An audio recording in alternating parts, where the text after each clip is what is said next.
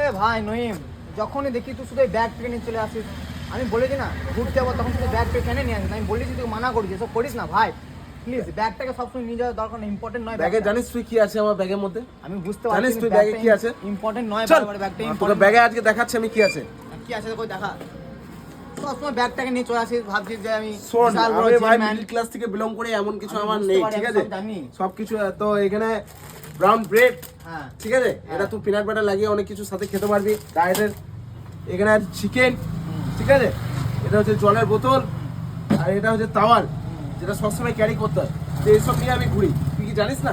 কখনো দেখি না? জানি, কিন্তু এগুলো তো বাড়িতে রাখতে পারিস, তা ঘোরার সময় বাড়িতে না, এগুলো রাখলে আমাকে হয়? সবসময় আমাকে নিয়ে ঘুরতে হয়, এগুলো ব্যাপার আছে, ঠিক আছে? জেনে নিলি তুই আজকে?